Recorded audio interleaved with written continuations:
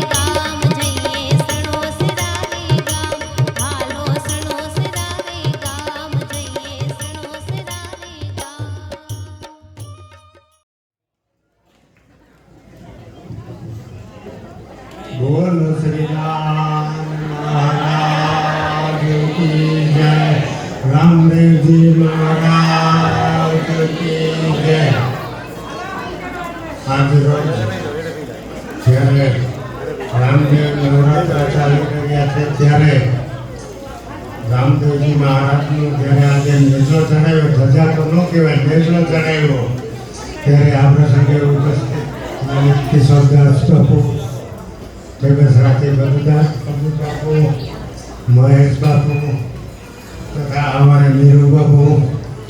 જોકે આ બધું મારો વિષય નથી, કારણ કે મને બધા ગુરુ મહારાજોએ એવું કીધું કે આપણે કરવાનું છે, બોલવાનું નથી, સેવા કરવાની છે.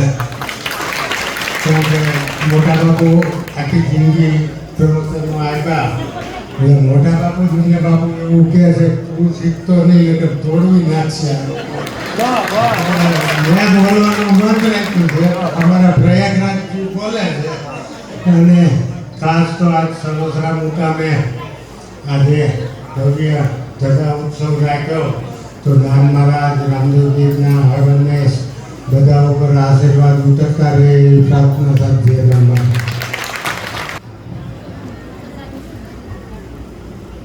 मनोजवमारुतुलेगम जितेन्द्रियं बुद्धिमतां वरिष्ठं वातात्मजन्मानरुचिं मुख्यं श्रीरामदूतं शरणं प्रपद्ये. रामदेव जी महाराज की, दान महाराज की, आपा गीगानी, વલ્કુ બાપુની, મહાવીર બાપુની અને આપણા બધાના નીરુ બાપુની, જોરથી બોલો નીરુ બાપુની. આજ સણોસરા દાન મહારાજનો પરમ પાવન પરંપરાને વાહક એવા સરળ અને સજળ સંત પૂજ્ય નીરુ બાપુના અથાગ ભજનના પ્રયાસથી રામદેવજી મહારાજનો નેજો આપણે બધાએ જોયું. આ ધજા ચડી તમે બધાએ જોઈ એટલે આપણે બધા રાજી થઈએ જ, પણ આનો અર્થ એ છે કે આ ધજા ચડતા જે જોવે છે એની 71 પેઢીમાં અપમૃત્યુ થતું નથી. આ ધજાનો એક પ્રકાર છે. આ ધજામાં જેટલા રંગ છે એટલા રંગ આપણા જીવનમાં કાયમ માટે આવે. વલ્કુ બાપુ જેવા મહાપુરુષોએ અહીંયા બીજારોપણ કરીને નીરુ બાપુએ જે રીતે વિકાસ કર્યો છે એમનું ભજનનો પ્રતાપ છે.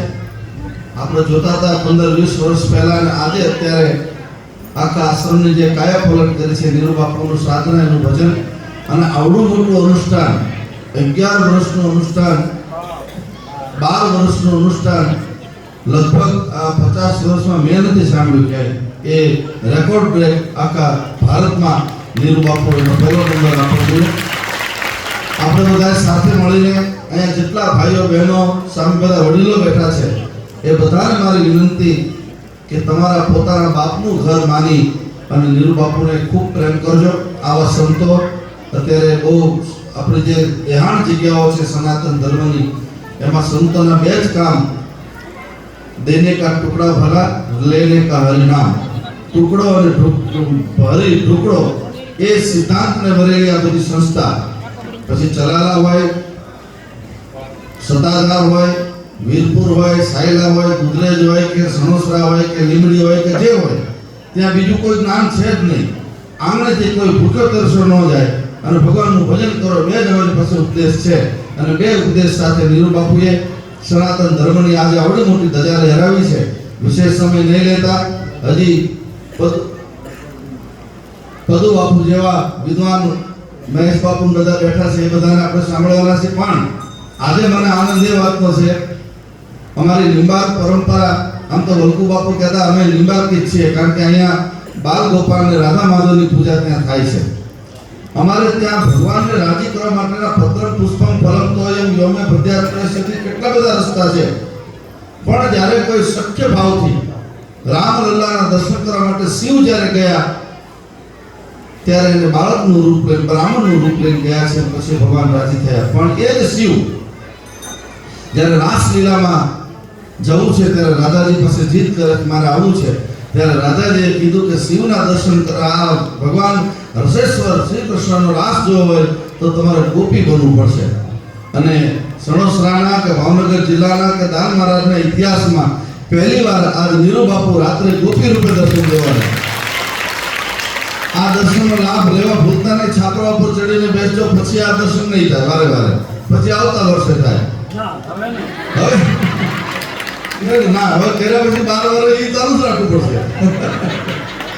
એટલે આપ બધા ભાગ્યશાળી છો કે નીરુ બાપુને સખીના સાખ્ય રૂપમાં, મેં તો હમણાં અંદર બાપુને કીધું કે કાંઈ ભાવ ટકે એમનો, અને 12 મહિનામાં ભક્તોને આવી રીતે 2-4 વાર દર્શન આપે.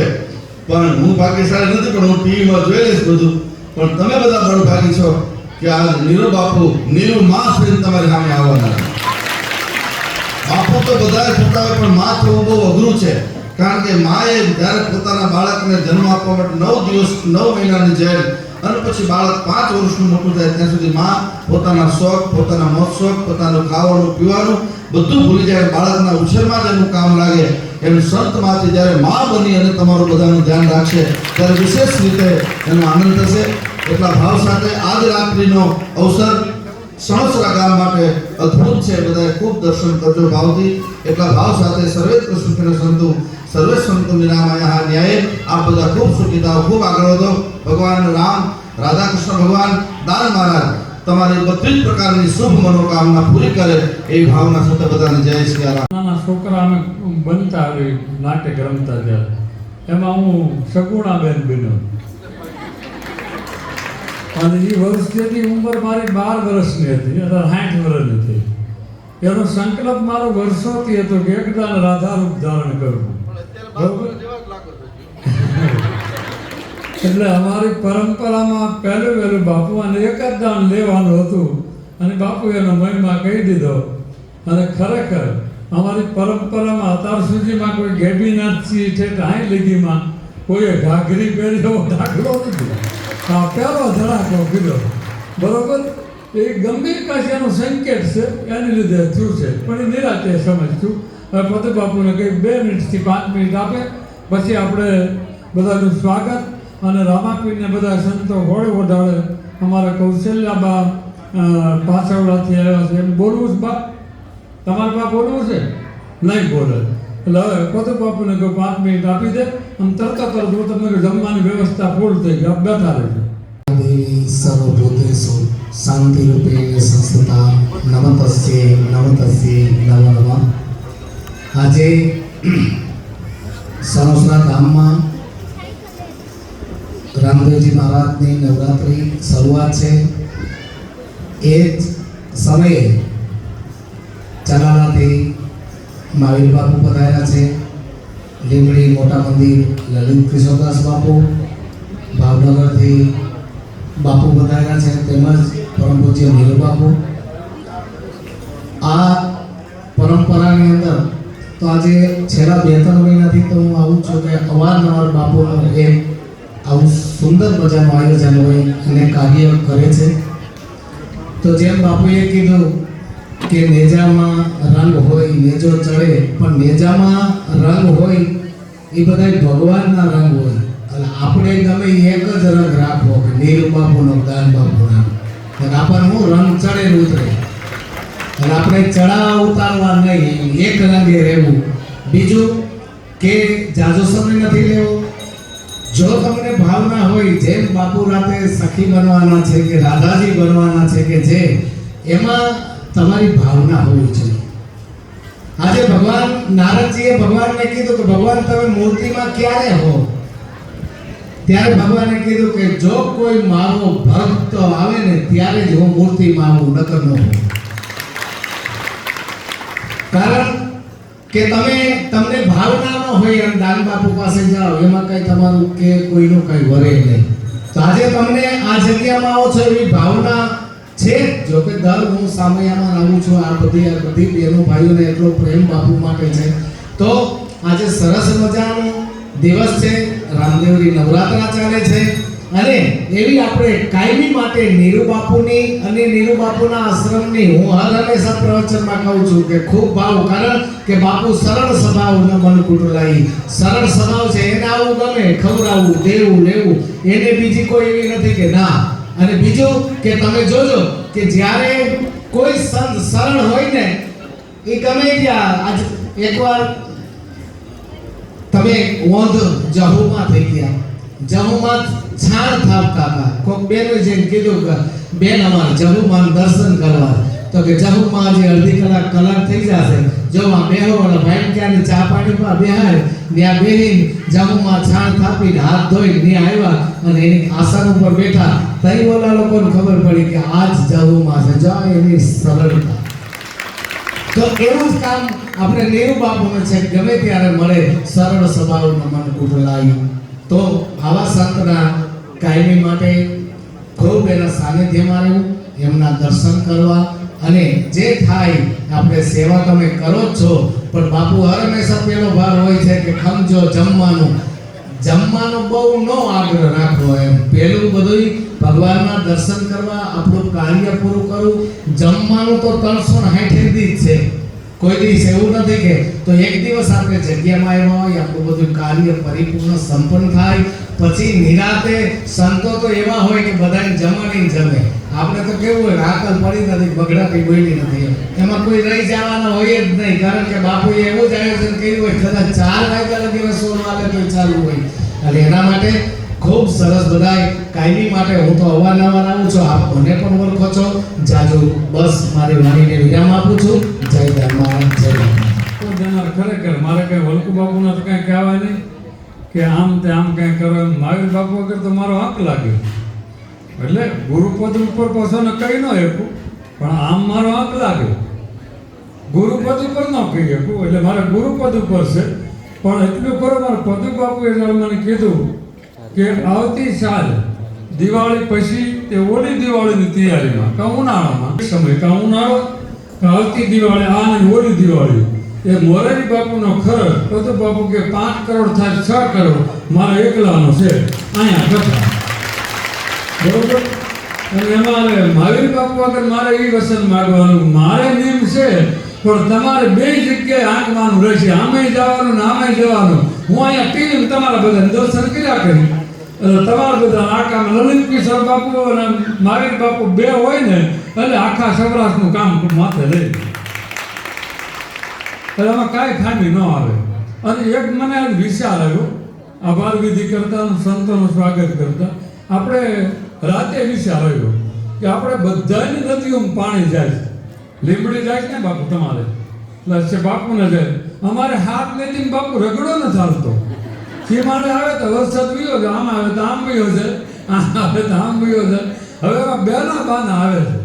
એ કે કાં તો એ કે તમારી ખામી, કારણ કે મોરારી ભાઈ તો એમ કીધું કે મોરારી બાપુ કથા કરીને એમાં તરત જ હરે તો આપ્યું હતું, એટલે એમાં કોઈની ખામી નહીં. પણ મેં એવું નક્કી કર્યું કે જો પૂનમ હોજીમાં વરસાદ નદીમાં પાણી આવે તો આપણે જુવારા પધરાવા હાંઠેડે જવું, નગર બહાર જવું.